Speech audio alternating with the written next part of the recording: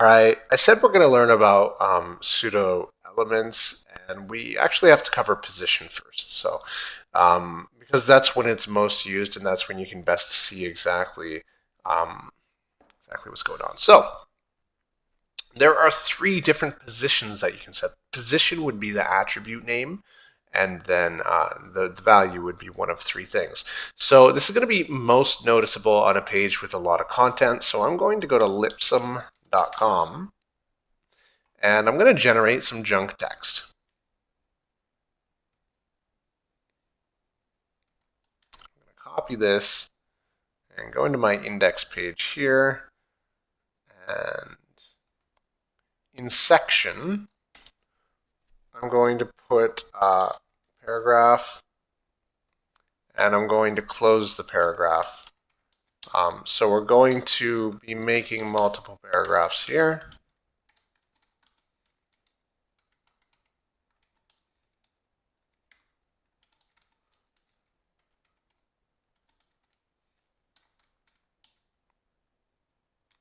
Right, I need to open the new one, close the new one more.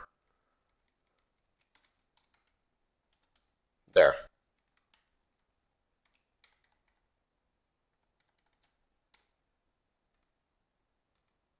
Can I not find that? Oh, that wasn't closed. Oh, none of these P elements were closed. Okay. Gotta close those so that everything will work correctly. There we go. What does that match to now? Doesn't match to anything. What is going on?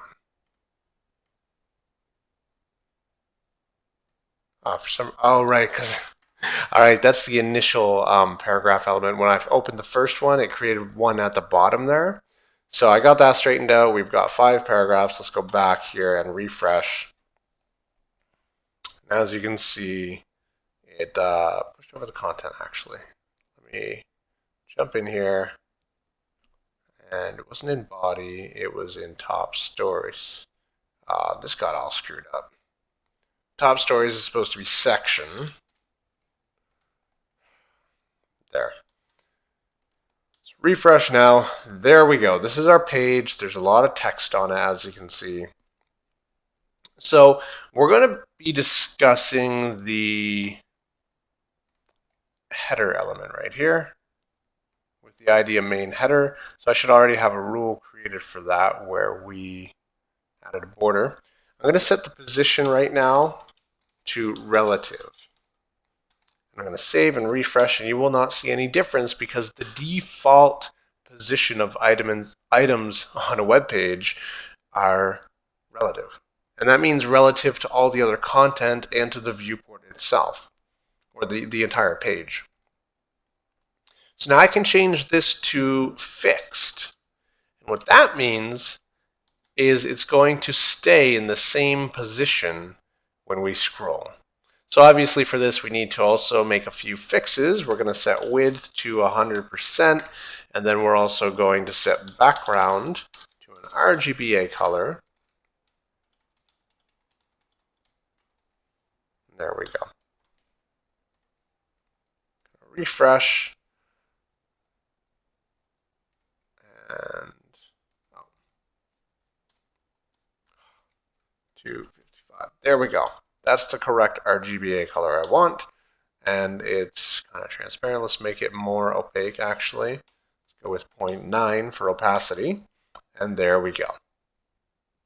Now, there's one other issue. We got to put the margin top to 0. So save that and refresh. Or hold on, where's the margin coming from? Is this just top that we're... Okay, yeah. There was no margin on it. It was just a positioning attribute. So you can use positioning attributes once you're either using a fixed or absolute position. And positioning elements are either top, left, bottom, and right. So I'm going to save this, refresh, and there we go.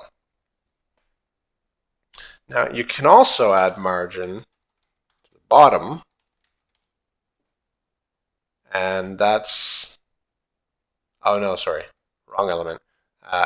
You're going to be adding margin to the top of the body, and this should be equal to or greater than the height of the fixed element. In this case, it's a header, right? So see how some things are hidden underneath of it? It's because once this becomes a fixed position, think of it like a layer.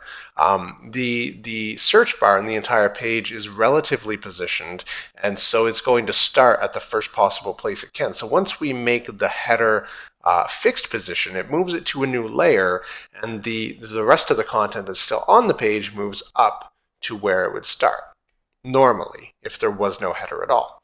So what we're going to say is margin top is going to be 100 pixels. I'm going to copy that over to the body element right here. I'm going to save it, refresh.